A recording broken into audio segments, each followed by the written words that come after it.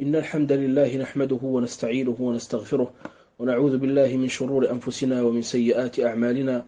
من يهده الله فلا مضل له ومن يضلل فلا هادي له، وأشهد أن لا إله إلا الله وحده لا شريك له، وأشهد أن محمدا عبده ورسوله صلى الله عليه وعلى آله وأصحابه ومن اهتدى بهداه واستنى بسنته إلى يوم الدين وسلم تسليما كثيرا. أما بعد، فالحمد لله القائل: والذين إذا أصابهم البغي هم ينتصرون، والقائل: إنا لننصر رسلنا والذين آمنوا في الحياة الدنيا ويوم يقوم الأشهاد يوم لا ينفع الظالمين معذرتهم ولهم اللعنة ولهم سوء الدار.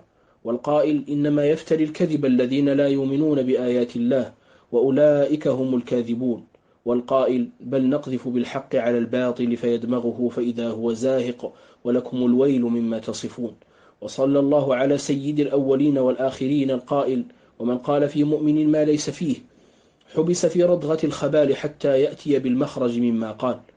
والقائل: من أعان على خصومة بغير حق كان في سخط الله حتى ينزع. وفي رواية: من أعان على خصومة بظلم فقد باء بغضب من الله. وبوب عليها أبو داود رحمه الله في سننه بقوله: باب في الرجل يعين على خصومة من غير أن يعلم أمرها. أما بعد، فإن الابتلاء بالمعاداة والأذى لمن سلك سبيل التوحيد والسنة قد قدره الله عز وجل على عباده امتحانا وابتلاء. قال جل وعلا: وجعلنا بعضكم لبعض فتنة أتصبرون وكان ربك بصيرا. وقد أخرج الشيخان حديث بدء الوحي، وفيه قول ورقة بن نوفل رحمه الله ورضي عنه لرسول الله صلى الله عليه وسلم: يا ليتني فيها جذعا، ليتني أكون حيا إذ يخرجك قومك. فقال رسول الله صلى الله عليه وسلم: أو مخرجيهم؟ قال: نعم، لم يأتي رجل قط بمثل ما جئت به إلا عودي. وعند البخاري في كتاب التفسير من صحيحه: إلا أوذي. بل إن الأمر يكون بأكثر من ذلك، حيث يعاديك أو يؤذيك بعض من ينتسب إلى المنهج نفسه الذي تسير عليه.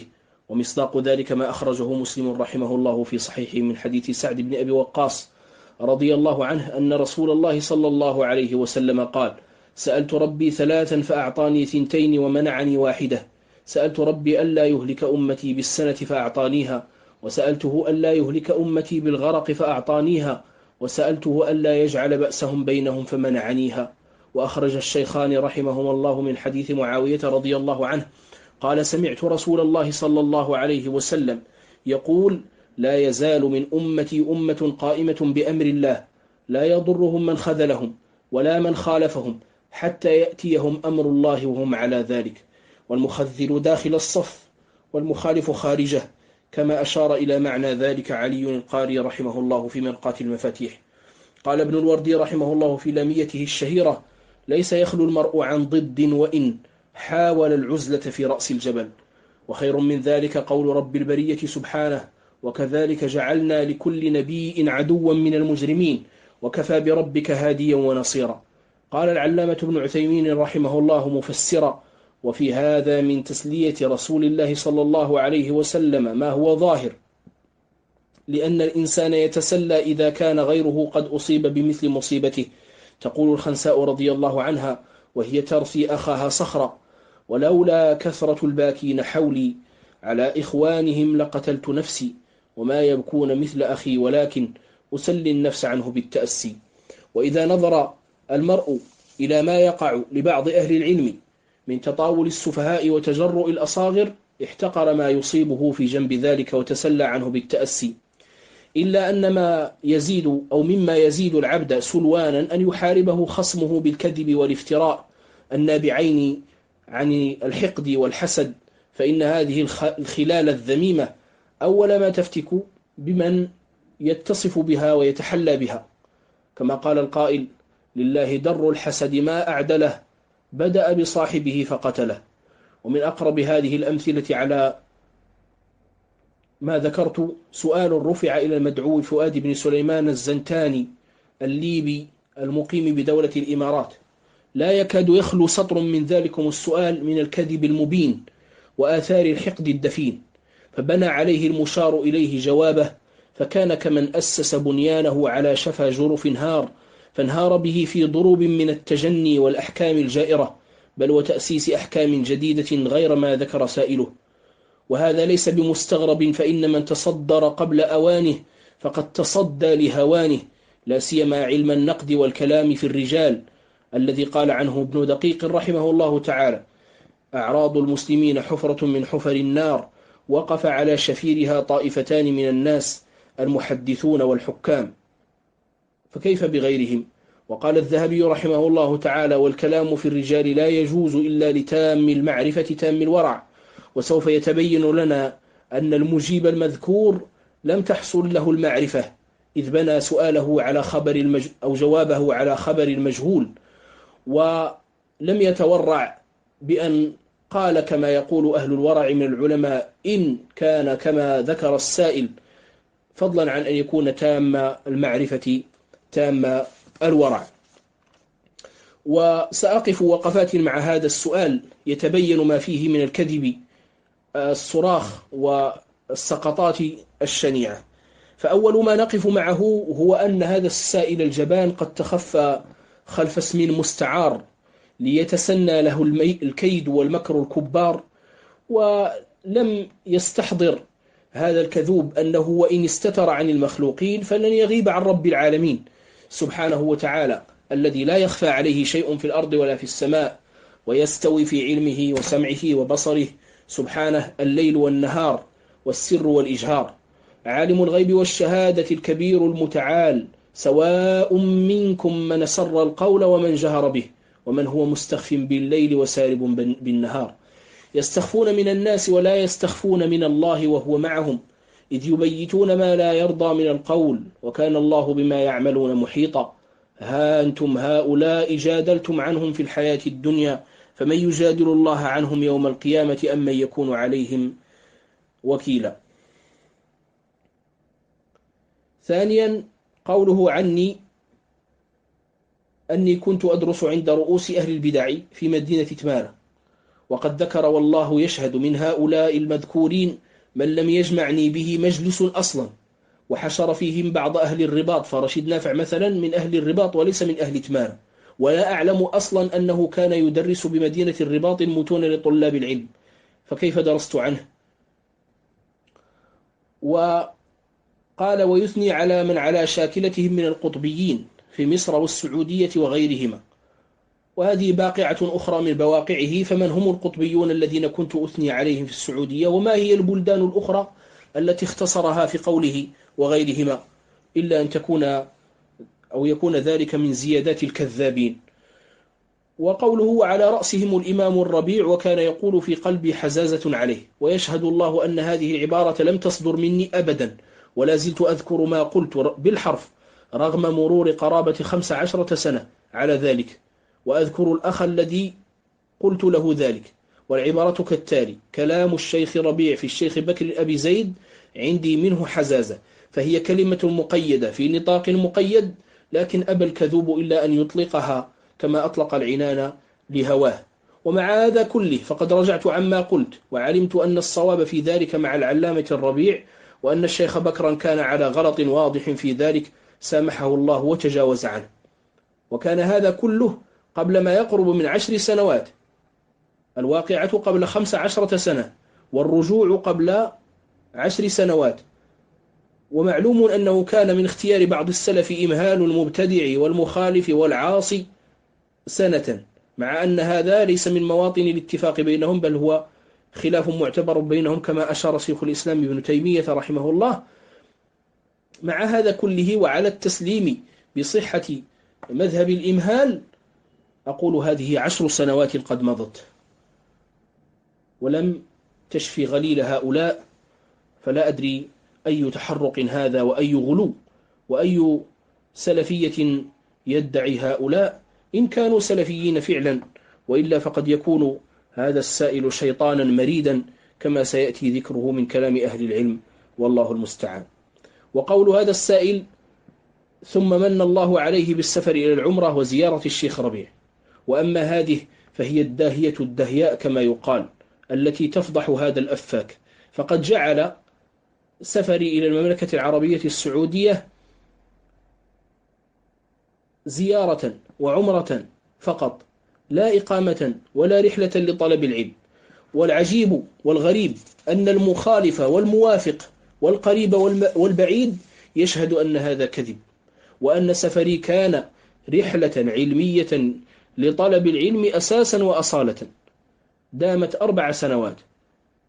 أسأل الله أن يجزل الأجر لكل من أسهم في ذلك وتسبب فيه، بدءا بالوالدين الكريمين رضي الله عنهما ورحمهما كما ربياني صغيرا، وزادهما الله من فضله في الدين والدنيا، وتثنية ببعض الإخوة من الأقارب وغيرهم. وعام و8 أشهر من تلكم 4 سنوات لم يتخللها أصلا رجوع إلى الوطن الحبيب، المملكة المغربية حرسها الله من كل بلية وسوء. ولا زالت كل المعلومات بتواريخها موجودة على جواز القديم، محفوظة بتواريخها، تواريخ الدخول والخروج. وأسأل الله تبارك وتعالى أن يردني إلى جوار الحرم ردا جميلا، وإلى المكتين، كما قال الله تبارك وتعالى: إن الذي فرض عليك القرآن لرادك إلى معاد، أي رادك إلى مكة، كما في قول جمهور المفسرين. والأمر الآخر أن التاريخ هو دواء الكذابين، كما جاء عن الإمام سفيان رحمه الله: لما استعمل الرواة الكذب استعملنا لهم التاريخ. وهذا السائل إما أن يكون جاهلا بحقيقة هذا السفر وغيره مما ذكر، فكيف طوعت له نفسه الخوض في أمر يجهله بل ويبني عليه الأحكام الفاجرة، وإما أن يكون عرفها وعرف الحقيقة وكتمها وقال بخلافها، فهنيئا له مشابهة أهل الكتاب الذين قال الله عز وجل فيهم: يا أهل الكتاب لم تلبسون الحق بالباطل وتكتمون الحق وأنتم تعلمون. وقد يتعجب المستمع الكريم من هذا البخس لحقوق الناس ويتساءل عن الدافع إليه، فقل: لا تعجب، إنه الداء العضال والمرض القتال الذي دب إلى هذه الأمة من الأمم السابقة. قال صلى الله عليه وسلم: دب إليكم داء الأمم الحسد والبغضاء وهي الحالقة، لا أقول تحلق الشعر ولكن تحلق الدين. والحديث في صحيح الترغيب. وقال الله جل وعلا: أم يحسدون الناس على ما آتاهم الله من فضله فقد آتينا آل إبراهيم الكتاب والحكمة وآتيناهم ملكا عظيما. وقال صلى الله عليه وسلم: ولا يجتمعان في قلب عبد الإيمان والحسد. وقول هذا الكذوب وزيارة الشيخ ربيع فجعلها زيارة فقط، وليست زيارات وليست لقاءات وليست، والله حسيبه. ثم قال: واستفاد منه كثيرا في معرفة المنهج السلفي ومعرفة منهج أهل البدع والأهواء.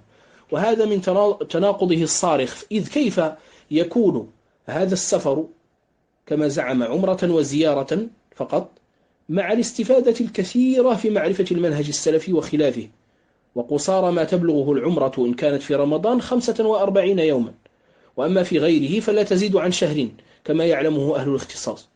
وإن كانت في رمضان فمعلوم طريقة الشيخ حفظه الله في رمضان من جمع زواره على الاستماع لكتاب الله سبحانه وتعالى وتفسيره بمعدل جزء كل يوم، أي حزبين، وتفطير الصائمين في بيته، وبعد أدائهم لصلاة المغرب في المسجد ينقلبون إلى بيت الله الحرام لصلاة التراويح، وهكذا طيلة رمضان. فلا أدري متى تسنت تلك المعرفة المزعومة والاستفادة الكثيرة إن كان كما ذكر، مع أنني والله يشهد لا أنكر فضل العلامة الربيع ولا إحسانه، ونسأل الله تبارك وتعالى أن يجزيه عنا ويجزي عنا مشايخنا أجمعين خير الجزاء ويصرف عنهم السوء وأهله، إن ربي سميع مجيب. ثم قال: ولما رجع أظهر التوبة، وكذا قال عمله الله بعدله، وكأنني خائف من أحد، وكأن توبتي ما ظهرت إلا لما رجعت. ويعلم أو قد يعلم هو وغيره أن ذلك كان قبل رجوعي بمدة طويلة، وقد أوديت في ذلك وعوديت كما سلف في أول الكلام من كلام ورقة رحمه الله. ومع ذلك فأنا لا أذكر ذلك تشكيا، ولكن أبين لك بأنه لا اضطرار علي في أن أظهر التوبة، إذ كيف يسعى العاقل في الأذى وهو غير مستقيم على الطريقة وغير صادق فيما يريد، ومع ذلك يتحمل الأذى فيه، إذ من المعلوم أن العقلاء لا يستجلبون الهم لأنفسهم إن أمكنهم دفعه من غير معصية الله عز وجل، كما قال ابن حزم رحمه الله في الأخلاق والسير: تطلبت غرضا استوى الناس كلهم في استحسانه وفي طلبه فلم أجده إلا واحدا وهو طرد الهم، إلى آخر كلامه رحمه الله تعالى. فما الذي يحملني على التعرض لهذا الأذى وأمثاله إن كنت مظهرا للتوبة لا تائبا حقيقة كما زعم هذا الأفاك؟ ثم قال: وفرح به السلفيون. نعم، لا شك، فرح ذو المعادن الطيبة، وأما المرضى من أمثالك فقد غصوا بذلك خلال هذه السنين، وما هذه السقطة الشنيعة إلا محاولة بائسة للتخلص من تلكم الغصة، كما قال الشاعر: أقول له والقول كالسم زاعف، ألا يا شقيق النفس عندي صحائف، صحائف ذي غيظ على الدهر واجد، عليها طوى قسرا جوانح حاقد. ثم قال: هذا الكذوب وفي هذه الفتنة، يقصد فتنة الصعافقة، صار من رؤوس المصعفقة، وأقول شكرا على هذه الرتبة. ثم قال: ويطوف في مدن المغرب يروج الفتنة، وهذه أيضا من كذباته وتزويراته للحقائق، وإن كان يعد زيارة الإخوة في الله ونصيحتهم في الله ترويجا للفتنة، فهو المفتون حقا وصدقا، وقال الله تبارك وتعالى: ومن يرد الله فتنته فلن تملك له من الله شيئا، وعلى حد قول أبي الطيب: ومن يك ذا فم مر مريض يجد مرا به الماء الزلال.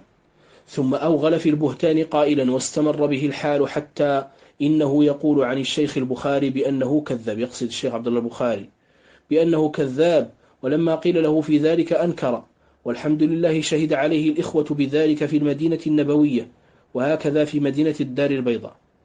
وأقول والله وبالله وتالله ما قلت هذه الكلمة، ولا شهد علي الإخوة بذلك في المدينة ولا في مدينة الدار البيضاء، الإخوة بهذا التهويل والتضخيم، وهما رجلان: الذي في الدار البيضاء وفي مديونة تحديدا كان في رمضان في المسجد النبوي، والآخر مقيم في المدينة. ومع هذا فقد عرضت على الثاني الذي في البيضاء المباهلة مرات وكرات، وأرسلت له مع غير واحد أعرض عليه ذلك، ومن هذا المنبر أعيد عرضها عليه وعلى الآخر إن كان يوافقه في زعمه، وعلى كل من يردد هذه الفرية، فهل يجترئون؟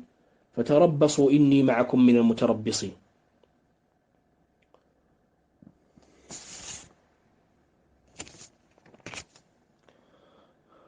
ثم قال هذا الكذوب ويعرض بالشيخ ربيع وعبيد حفظهما الله تعالى: وأقول والله يشهد إنه لكاذب في دعواه هذه، ولو يعطى الناس بدعواهم لادعى رجال أموال قوم ودماءهم، لكن البينة على المدعي واليمين على من أنكر، كما قال صلى الله عليه وسلم. وإن كان يظن هو أو غيره أن رد قول العالم لأجل رجحان قول غيره من أهل العلم مع اعتقاد أجره عند الله عز وجل والتماس المعاذير له يعد تعريضا أو طعنا، فعلى العلم والاتباع السلام، فقد والله ضارعوا أهل التعصب المذهبي وأذهبوا جهود المصلحين من الأئمة في محاربته سدى، وعلى رأس من بقي من هؤلاء العلماء في هذا العصر الشيخ ربيع حفظه الله، كما يعلم من اطلع على كتبه واستمع إلى دروسه، فإن كلامه في هذا الموضوع لو جمع بلا مبالغة لجاء في مجلد.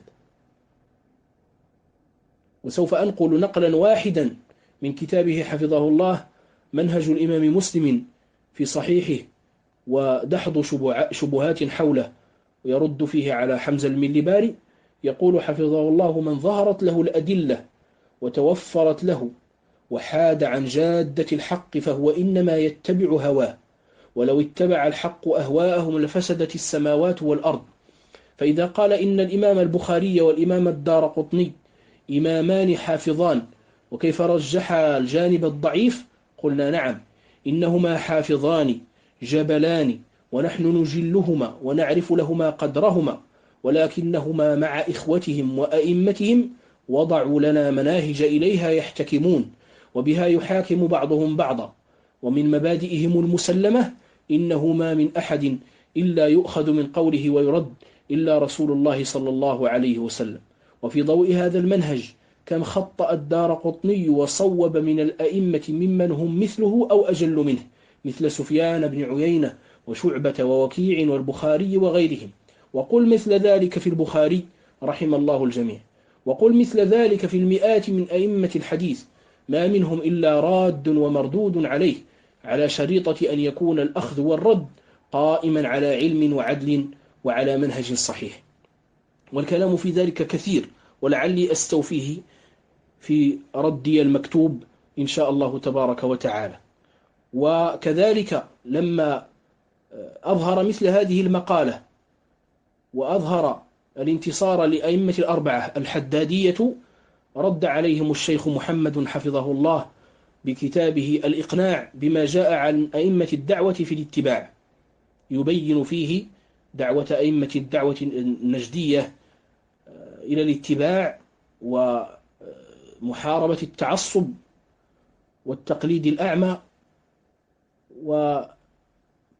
والكتاب قد أثنى عليه الشيخ ربيع حفظه الله في كتابه إزهاق أباطيل عبد اللطيف باشميل، وجعله من الصواعق على الحدادية. ثم قال هذا السائل مع غلوه في شيخه الظالم: ومن المكر الكبير الذي ينهجه هذا السائل أنه ينسب إلي من يشاء من المشايخ ويصرف عني من يشاء حسب المقاصد الخبيثة التي يرمي إليها، والله المستعان.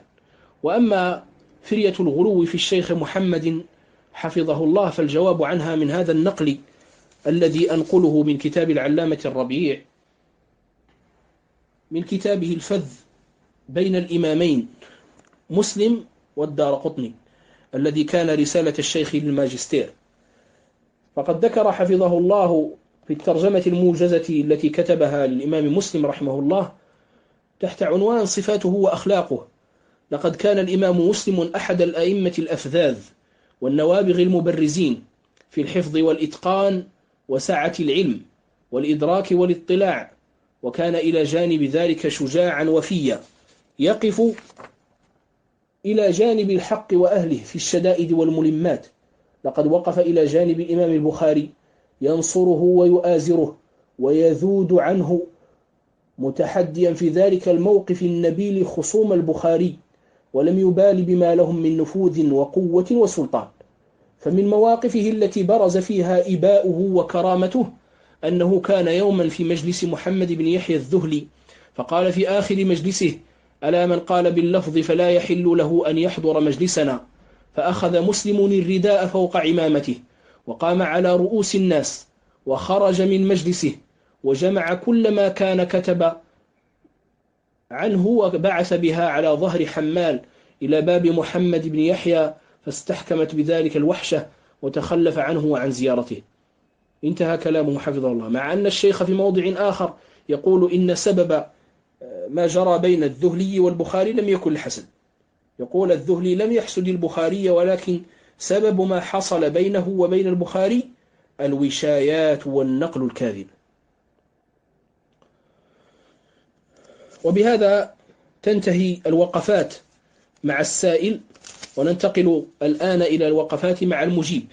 مع أنه قد ظهر لك أيها المستمع الكريم أن المجيب قد بنى جوابه على الأساس السابق، وتبينت لنا حقيقة ذلك الأساس، وأن ما بني على فاسد فهو فاسد. لكن لا بد من وقفات معه في أشياء ذكرها إما زائدة وإما قد خالف الحق فيها ابتداء كبنائه إجابته على الخبر المجهول. أحبذ لك يا فؤاد أن تأخذ كناشا وقلما، إذ لا بد للطالب من كناش يكتب فيه قاعدا أو ماشي. أول الأمور بناؤك إجابتك وأحكامك على خبر مجهول عندك. أو ما علمت يا أبا سليمان أن خبر المجهول لا يقبل ولا تبنى عليه الأحكام؟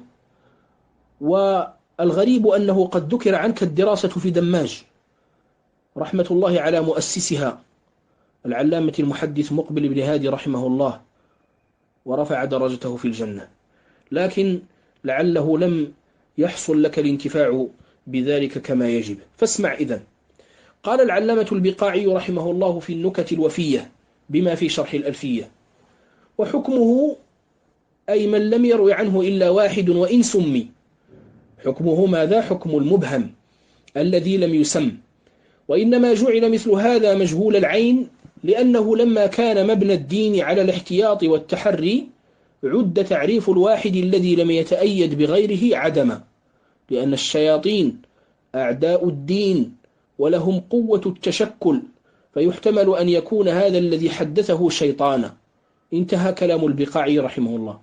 وقد أخرج مصداق ما ذكر البقاعي رحمه الله مسلم رحمه الله تعالى في مقدمة صحيحه من حديث ابن مسعود رضي الله تعالى عنه موقوفا: إن الشيطان لا يتمثل في صورة الرجل فيأتي القوم فيحدثهم بالحديث من الكذب فيتفرقون، فيقول الرجل منهم: سمعت رجلا أعرف وجهه ولا أدري ما اسمه يحدث.